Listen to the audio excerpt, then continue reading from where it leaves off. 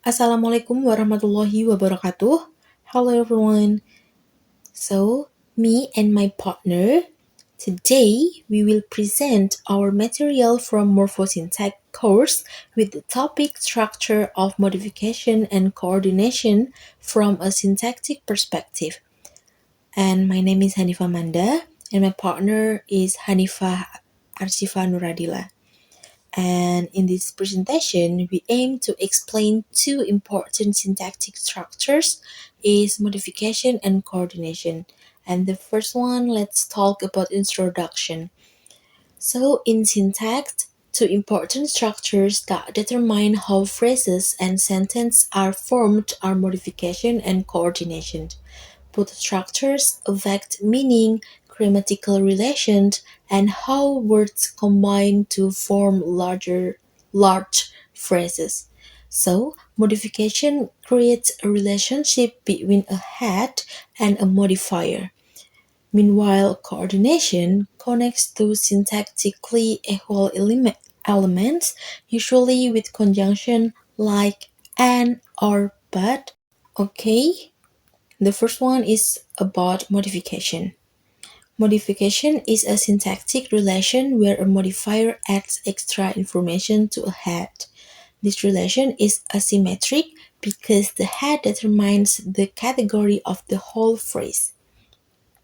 For the example, the red car, the word car is the head and the word red is the modifier. And another example is she quickly runs. Runs is the head and quickly is the modifier. So modification is basically used to describe, limit, or add meaning to the head. And next, I will explain the types of modification in more detail because modification is a very important part of syntactic structure. And for understanding modification, help us see how meaning is formed when different elements attach to a phrase. So the first types of modification is adjectival modification. This happens when an adjective modifies a noun inside a noun phrase. The adjective gives descriptive qualities to the noun such as size, color, emotion, or evaluation. For example, the tall building. In these examples, the noun is the head because it determines the whole category of the phrase. Even we remove the adjective, the phrase is still a noun phrase. For example, tall building. If we remove tall, we still get building, which is a noun. This shows this shows that the relationship is asymmetrical. The noun depends on the head, not the modifier. And adjectival modification also follows a natural ordering pattern.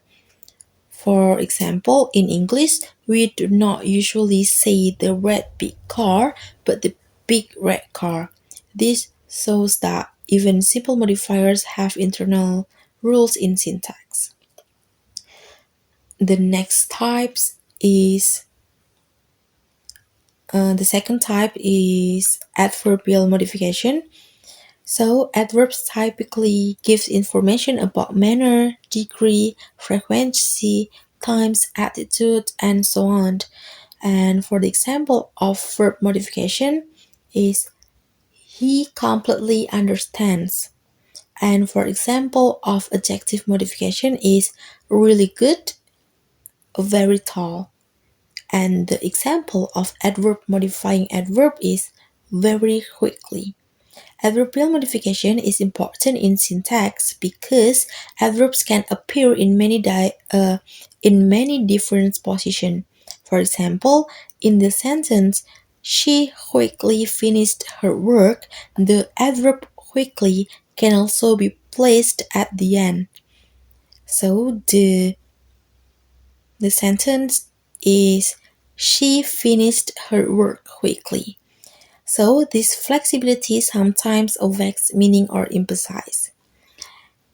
And the third type is a clausal modification. This is when a whole clause functions like a modifier. The most common example is a relative clause. For example, the book that you gave me, the girl who lives next door, the idea that we discussed yesterday. Here, the head is still the noun, and the entire clause gives extra information about it. Clausal modification allows us to make more complex noun phrases by embedding false sentences inside them. Clausal modification is important because it shows how syntax allows multiple layers of structure. When combined with coordination, clausal modifiers can sometimes modify one conjuncts or both conjuncts, depending on the structure. This is one reason coordinate constructions can be ambiguous. Modification is important because later we will see how modifiers attack either to the whole coordination or only one part of it. So, alright, the next material is about coordination and it will be explained by my partner. Thank you. Okay, for the next is coordination in syntax perspective. Wait. The syntactic structure of coordination is no longer considered a symmetric and flat paractic construction.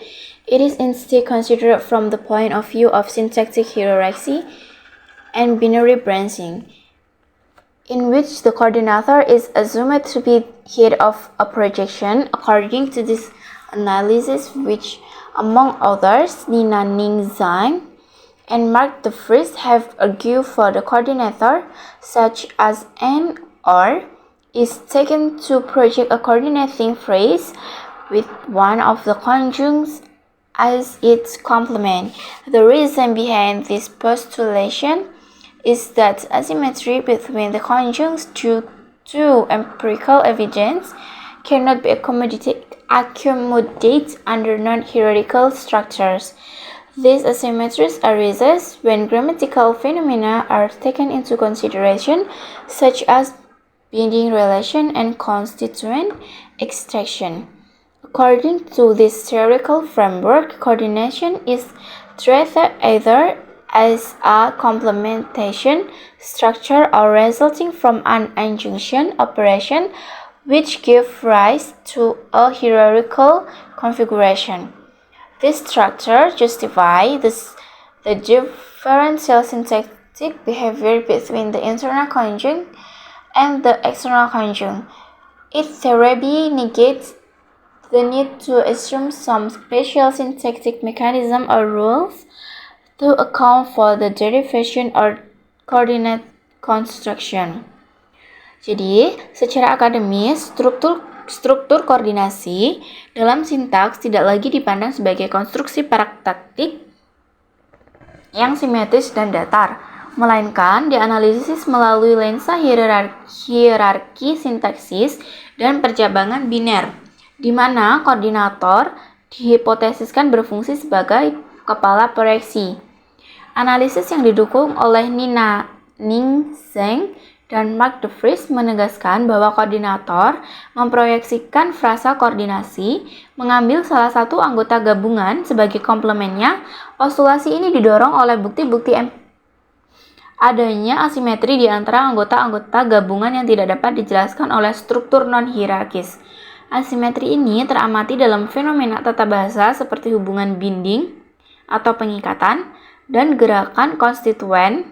Oleh karena itu, kerangka teori ini memperlakukan koordinasi sebagai struktur komplementasi atau melalui operasi penyambungan yang menghasilkan konfigurasi hierarkis yang membenarkan perbedaan perlakuan sintaksis antara anggota gabungan internal yang lebih dekat ke head coordinator dan anggota gabungan eksternal, sehingga meniadakan kebutuhan akan mekanisme atau aturan sintaksis khusus untuk menjelaskan derivasi konstruksi koordinasi.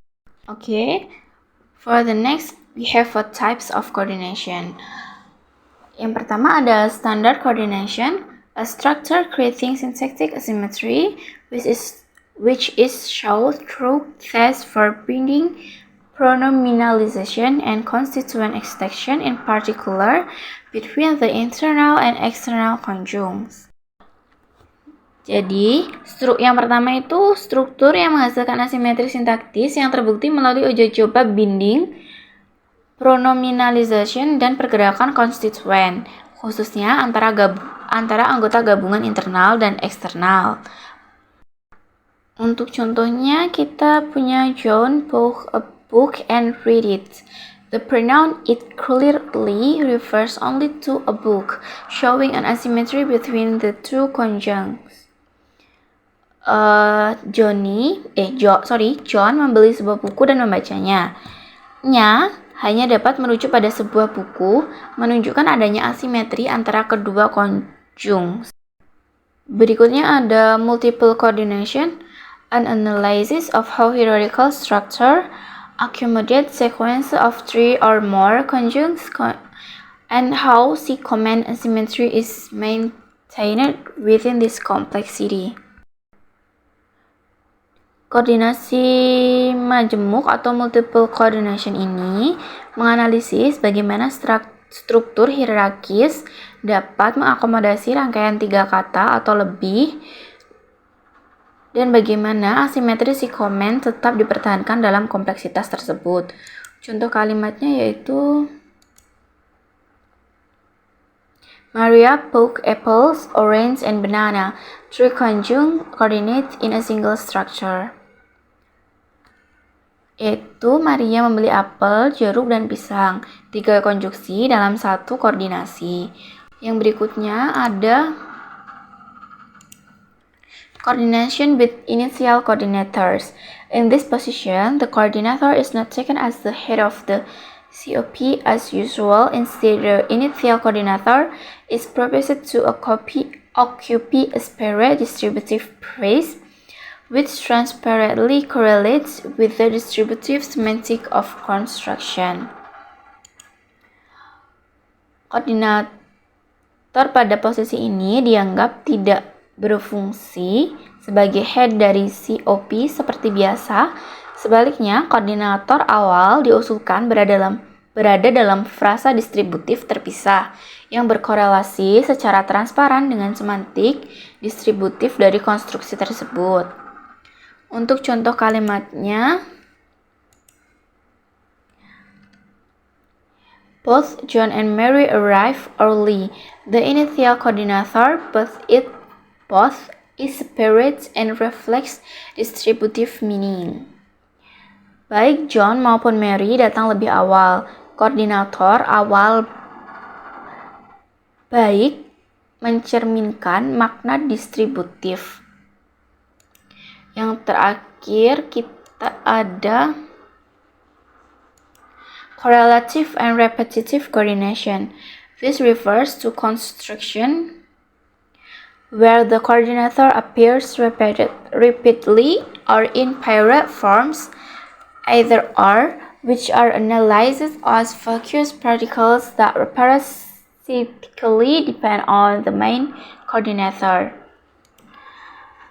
Hal ini merujuk pada konstruksi di mana koordinator muncul berulang kali atau dalam pasangan, misalnya baik maupun yang dianalisis sebagai partikel fokus yang bersifat parasit pada koordinator utama.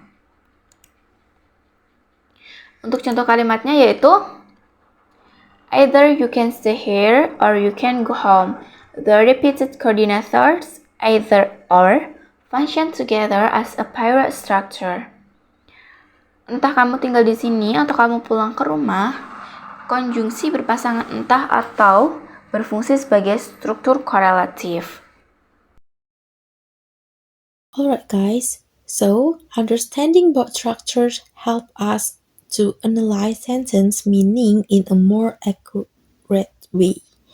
Overall, modification helps add detail and coordination helps to combine ideas and see how meaning is built in English grammar.